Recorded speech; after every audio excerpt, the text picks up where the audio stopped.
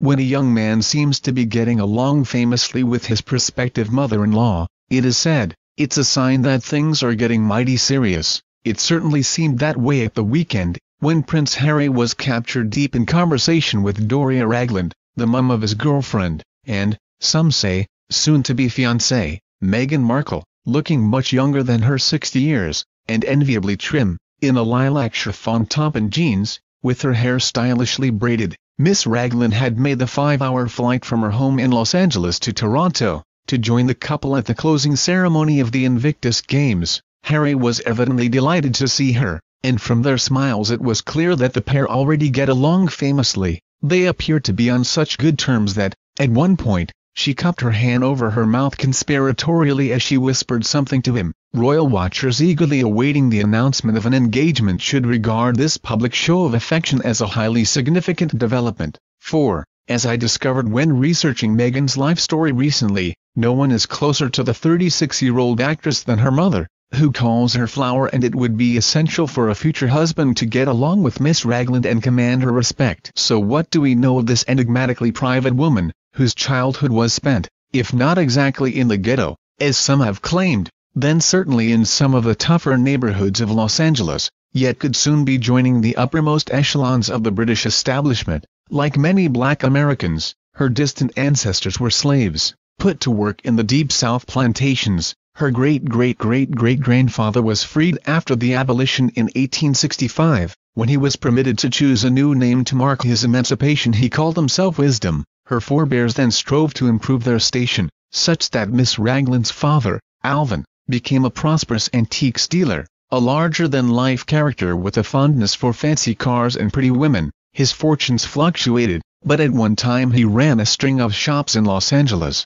It is believed he had 2 daughters, but if so, Meghan's maternal aunt has not yet been traced. Doria Ragland was just 20 years old, and temping in a TV studio, when she caught the eye of Meghan's father, Thomas Markle, who was one of Hollywood's most respected cinematographers. He was a 32-year-old divorcee with 2 children, and by all accounts a workaholic. Even so, they were married in 1979, and Meghan was born 2 years later. Meghan has described her childhood as happy and settled, and in material terms the family certainly wanted for nothing. Since her father's job was handsomely rewarded, she and her older half-siblings, Samantha and Thomas Jr., lived in a beautiful seafront house before moving to an affluent small town in the Valley area of Los Angeles, where their neighbors included one of Bing Crosby's twin sons. Her half-brother recalls how Thomas and Doria doted on Meghan, who was not only inordinately pretty, with her mother's eyes, and her father's distinctive Richelieu nose,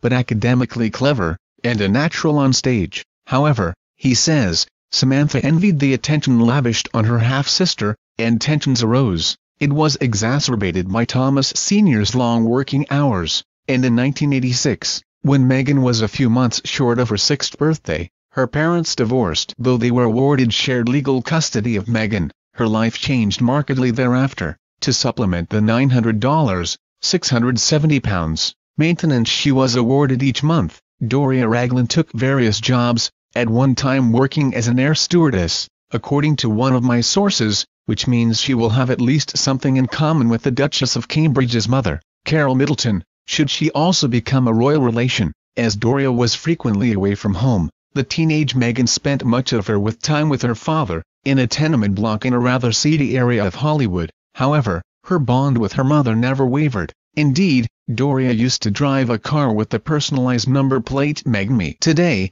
Meghan regards her mother as her mentor, and friends say it is she who gives the Suits actress her freewheeling, hippie streak, and her strong social conscience. When Meghan was a young girl, for example, she took her to the poorest parts of Jamaica so that she could experience their culture firsthand. By the same token, her mother was fairly strict and made sure she dressed demurely in her teens. When boys became over-attentive, Miss Ragland would take her aside and deliver a blunt message to her budding young flower. "Honey, remember, never give the milk away for free." A few years ago, Meghan's mother was struggling to make ends meet, with her credit cards seriously overdrawn. She then filed for bankruptcy, declaring debts of $42,900 against assets of just over $17,000. Admirably, however, she reinvented herself as a yoga therapist, working for a respected Los Angeles charity, specializing in helping people who had suffered brain injuries. She now lives in a desirable part of the city, in a beige cottage, painted pea green and fringed by palm plants. When I called on her there recently, she was just returning from an evening walk with her 2 dogs. "I'm sorry, sir, but I can't comment," she said politely. When I asked her about her daughter's romance, she and Megan's father, who has retired to a seaside resort in Mexico, seldom communicate these days, but family members assure me there would be no discernible friction, should they be reunited for a wedding service. Judging from the way Harry charmed Megan's mum this weekend, that day might be closer than we think.